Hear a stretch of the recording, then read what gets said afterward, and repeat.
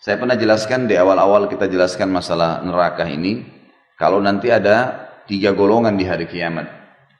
Ada golongan yang masuk surga tanpa hisab. Tidak ada timbangan lagi, masuk surga langsung. Ini kalangan para nabi-nabi, syuhada, ya, anak-anak muslim yang meninggal sebelum balik. Orang-orang yang ahli ibadah yang selalu bertaubat sehingga dosanya bersih. Cobaannya di dunia banyak. Orang yang sering kita lihat dari cobaan ke cobaan, dari cobaan ke cobaan tidak selesai-selesai. Sementara dia orang beriman. Nah ini adalah orang-orang yang tanda-tanda akan masuk surga tanpa hisab. Karena cobaan itu membersihkan dosa-dosanya. Sebagaimana ada hadis Nabi SAW yang berbunyi dalam hadis Bukhari Muslim. Seorang mukmin akan diuji di dirinya, di hartanya dan keluarganya. Sampai dia bertemu dengan Allah hari kiamat, dengan keluarganya, dalam kondisi tidak ada lagi dosanya. Orang-orang ini masuk surga tanpa hisab. Nggak ada lagi timbangan amalnya. Masuk di dalamnya juga adalah golongan yang disebutkan oleh Nabi SAW, 70.000 orang dari umatku masuk surga tanpa hisab. Makna yang lain, ada hadis dalam riwayat yang lain dikatakan, setiap 70.000 akan membawa 70.000 lagi. Ini semua masuk surga tanpa hisab mereka. Ada golongan yang kedua, adalah orang kafir. Ini langsung masuk neraka, tanpa hisab juga. Karena hisab itu timbangan amal. Orang-orang kafir, munafik, dan orang musyrik. 3 ini nggak ada timbangan amal, nggak perlu ditimbang amalnya. Langsung masuk neraka. Begitu sudah menerima bukunya dengan tangan kirinya, dia udah tahu dia akan ke neraka, udah selesai. Digiring oleh Allah, disuruh oleh Allah SWT para malaikat menggiring mereka masuk neraka. Jadi ada yang masuk surga tanpa hisab, ada yang masuk neraka tanpa hisab. Tidak ada lagi timbangan amal. Nah, tersisa di tengah-tengah adalah orang yang ditimbang amalnya. Orang yang ditimbang amalnya ini ada 2. Ada orang yang nanti setelah ditimbang amalnya, ternyata amal solehnya lebih banyak. Ini disebabkan karena dia masih banyak dosanya juga. Ada dosa yang dia lakukan, malas bertobat. Nggak mau bertobat kepada Allah Azza wa Jalla. Nah ini, orang seperti ini bisa lolos. Misal, amal solehnya 100.000, dosanya misal 90.000. Ada 10.000 selisihnya. Nah dia lolos nih. Tapi ditimbang dulu, dihisab dulu. Nah orang-orang yang dihisab tadi ini lolos karena amal solehnya lebih banyak, sama orang-orang yang masuk surga tanpa hisab, itu bisa memberikan syafaat. Mereka lah yang bisa memberikan syafaat. Golongan yang lain di dalam orang yang ditimbang amalnya, sekali lagi tadi ada orang tidak tanpa ditimbang masuk surga tanpa hisab, ada orang yang masuk neraka tanpa hisab. Di tengah-tengah adalah orang yang ditimbang amal. Orang yang ditimbang amal ini ada 2 golongan lagi. Golongan yang ditimbang amalnya dan memang secara murni tanpa ada bantuan dari manapun, tanpa ada syafaat, memang amal solehnya lebih berat daripada dosanya. Cuma dia ditimbang karena dosanya masih banyak. Tadi saya kasih contoh, misal amal solehnya 100.000, dosanya 90.000. Nah ini berarti dia selamat masuk surga, tapi dihisab dulu, gitu kan? Nah orang seperti ini dengan orang-orang yang masuk surga dari awal tanpa hisab bisa memberikan syafaat, dia bisa memberikan pertolongan. Golongan kedua dari orang yang ditimbang amalnya adalah orang yang ditimbang amalnya, tetapi amal buruknya lebih berat. Amal buruknya lebih berat. Misal kita balik tadi, ada orang yang lolos 100.000 pahala, 90.000 dosa. Kita balik, orang yang ditimbang kedua ini adalah dosanya yang 100.000, pahalanya yang 90.000. Ini orang masuk neraka. Secara hitung-hitungan, dia harus masuk neraka dulu. Bersihin yang 90.000 itu. Tapi di sini ada banyak pendapat ulama. Yang pertama dikatakan, kalau dosanya 90.000, dosanya 100.000, ini misal, pahalanya 90.000, maka dia disiksa di neraka sesuai dengan kadar selisihnya saja. Bukan semua dosanya. Karena dia punya amal saleh. Dia punya amal saleh. Jadi misal kadarnya cuma beda 10.000 ya. 10.000 itulah yang disiksa di neraka. Karena yang lainnya dianggap berimbang dengan amal salehnya. Makin banyak dosanya, makin lama di neraka. Misal kalau selisihnya banyak sekali, dosanya 100.000, mungkin amal solehnya cuma 1.000. Ini berat buat dia, dia akan disiksa. Bahkan ada orang hari kiamat, amal solehnya tidak ada sama sekali. Kalaupun dia ibadah, sholat, riya. sedekah ria, atau tidak ada yang dia buat, mungkin cuma seumur hidupnya cuma 2 kali sedekah. Mungkin ada orang cuma 2 kali sholat, muslim tapi tiap hari buat dosa, dusta lah, dengar musik lah, inilah, itulah, zina lah, macam-macam. Dosanya banyak. Nah ini berat ini, dia akan masuk neraka sampai bersih dosa-dosanya itu kan. Nah, baik. Jadi di sini orang yang ditimbang amalnya, yang kedua ini adalah orang yang dosanya lebih berat, lebih banyak daripada amal soleh, dia akan masuk ke neraka. Kita masuk ke bahasan kita masalah syafaat. Orang yang masuk surga tanpa hisab tadi, dengan orang yang sudah lolos murni memang karena pahalanya banyak, dosanya ada tapi pahalanya lebih banyak, mereka boleh memberikan syafaat. Yang diberikan syafaat adalah orang yang tadi ini, yang ditimbang dosanya lebih banyak daripada amal solehnya. Tidak ada syafaat bagi orang kafir, nggak ada syafaat untuk orang munafik, nggak ada syafaat untuk orang musyrik.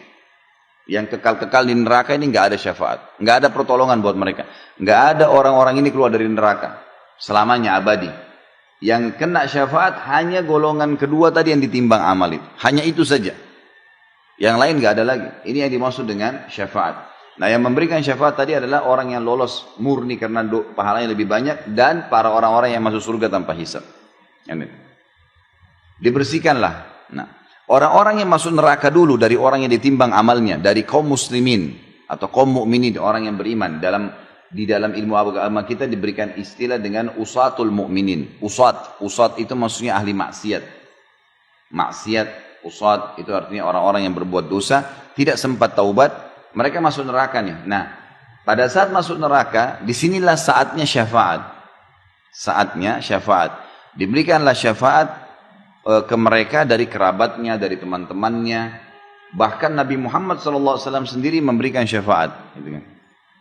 Nah di sini akan dikeluarkan mereka. Tapi mereka sudah masuk ke neraka. Dan Allahu a'lam berapa lama. Gitu kan. Allahu a'lam. Ada juga pendapat ulama mengatakan, syafaat orang-orang yang masuk surga tanpa hisab, mereka bisa memilih kapan mereka memberikan syafaat. Mereka bisa memilih kapan memberikan syafaat. Misal sebelum masuk surga pun Nabi Muhammad SAW dan para nabi-nabi bisa memberikan syafaat sebelum masuk surga. Jadi masih selesai timbangan amal, orang-orang masih pada lewat di atas sirat, itu sudah ada syafaat-syafaat mereka. Ada orang-orang yang dapat syafaat. Contoh misal, ada orang dosanya 100.000, tadi pahalanya 90.000. Selisihnya kan 10.000 ya. Nah dia mendapatkan syafaat nih. Syafaat nabi-nabi, syafaat Nabi Muhammad SAW misalnya, syafaat seorang keluarganya yang mati syahid. Maka dosanya dibersihkan. Dosanya dibersihkan. Mereka lolos. Karena diberikan syafaat oleh orang-orang yang masuk surga tanpa hisab. Ada juga orang yang dapat syafaat tapi bukan dari golongan yang masuk surga tanpa hisab. Cuman dari kerabatnya yang lolos tadi timbangan amal tapi sedikit. Misal, tadi masih ingat saya bilang kalau ada orang yang murni pahalanya 100.000, dosanya 90.000, kan dia lolos masuk surga ya. Dia punya selisih 10.000 kan. Nah dia diberikan kesempatan oleh Allah untuk memberikan syafaat. Dia diberikan kesempatan oleh Allah Azza wa Jalla untuk memberikan syafaat sesuai dengan kadar pahala dia yang lebih saja. Jadi ada orang yang memberikan syafaat tanpa hisab, itu terutama nabi-nabi mereka bisa berikan syafaat kapan saja. Sebelum masuk surga pun ya. Ada orang-orang, jadi diselamatin tuh orang-orang. Sebelum masuk surga, sebelum masuk neraka sudah diselamatin. Ada orang-orang enggak. Mereka masuk neraka dulu, lalu ditolong. Nah, yang menolong mereka ini bisa para nabi-nabi juga. Syafaat yang lainnya bisa sebelum masuk neraka atau sudah masuk neraka.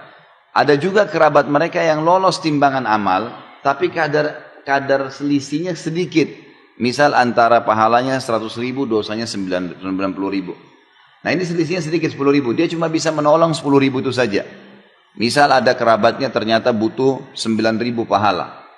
Dikasihlah sama dia. Bukan dikasih dari pahala dia ya. Kadar itu bisa dipakai. Dia bantulah misalnya ibunya kurang 9.000 dikasih sama dia. Sisa 1.000 dia kasih kepada adiknya misalnya. Tapi adiknya ini punya dosa 5.000. Dia dibantu 1.000. Berarti kan belum bisa. Masuk ke neraka nanti si adik. tapi cuma kadar 4.000 disiksa. Ada begitu, itu namanya semua itu ada bentuk-bentuk syafaat ya.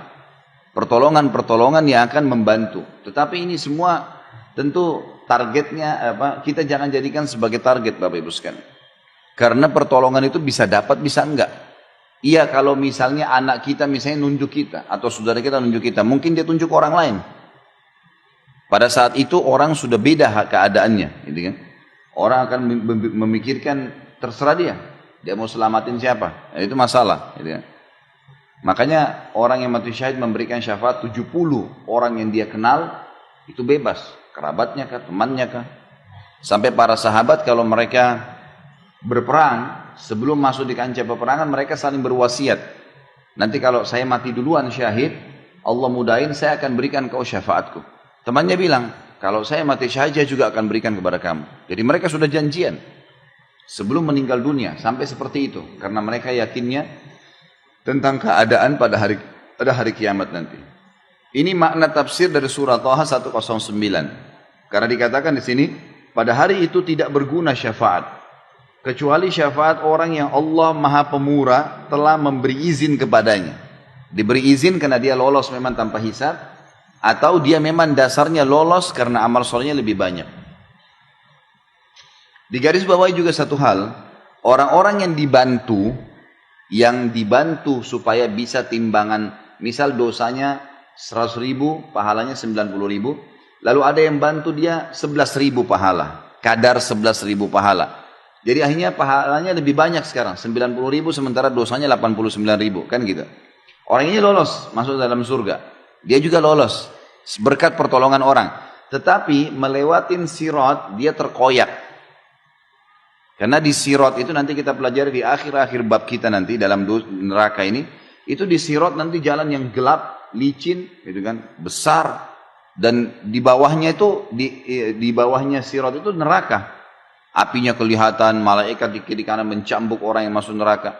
Ada orang yang lolos seperti bulan purnama, terang. Ada orang seperti bintang-bintang, ada orang seperti menunggangi kuda, ada orang seperti berlari, ada orang yang berjalan dan terkoyak. Nah, terkoyak ini karena ada besi-besi tajam di antara sirat.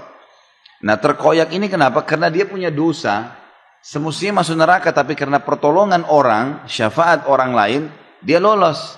Dosanya 100.000, pahalanya 90.000, selisih 10.000. Ada orang yang bantu dia 11.000 misalnya. Nah, 11.000 ini membuat dia lolos akhirnya masuk ke dalam surga. Tapi melewatin sirat terkoyak. Jadi tubuhnya terkoyak, berdarah, gitu kan. Tapi dia tetap lolos. Nanti akan kita bahas di akhir bab kita. Itu makna daripada Allah Maha Pemurah telah memberi izin kepadanya dan dia telah meridhoi perkataannya. Maksudnya dia ucapin kata-kata, Allah terima. Kemudian firman Allah yang lain adalah surah Az-Zumar ayat 44. A'udzu billahi minasyaitonir rajim. Qul lillahi syafa'atu jami'a, lahu mulkus samawati wal ard, thumma ilaihi turja'un. Katakanlah hai Muhammad, hanya kepunyaan Allah syafaat itu semuanya. Tentu dong saya dengan izin Allah, Allah yang berikan. Kepunyaannya lah, ya. Dan ini Bapak Ibu yang sudah tahu tentunya saya bisa ingatkan kembali, kalau nya besar berarti di tengah-tengah huruf begitu Allah, kembali kepada kata ganti Allah. Sama dengan dia, D-nya biasa dibesarin, nah, itu berarti kata ganti Allah. Kepunyaannya lah, ya, kerajaan langit dan bumi, kemudian kepadanya lah kamu dikembalikan. Saksi bahasan kita adalah masalah hanya kepunyaan Allah syafaat itu. Jadi Allah Azza wa Jalla yang memberikan kesempatan. Kalau enggak maka tidak bisa mengeluarkan atau memberikan syafaat. Ya, tidak bisa memberikan syafaat. Selanjutnya kita lihat surah Zukhruf ayat 86. Ini di buku kita tidak ditulis soalnya ayatnya. Buka surah Zukhruf ya. A'udzu billahi minasyaitonir rajim. ولا يملك الذين يدعون من دونه الشفاعة إلا من شهد بالحق وهم يعلمون. Dan sembahan-sembahan yang mereka sembah selain Allah, patung kah, pohon keramat kah, atau apa saja, tidak dapat memberi syafaat. Akan tetapi orang yang dapat memberi syafaat ialah orang yang mengakui yang hak, tauhid, beriman kepada Allah, dan mereka meyakininya. Kita bahas sekarang hadis Nabi SAW. Tadi beberapa ayat Al-Quran yang menjelaskan tentang syafaat. Dan sudah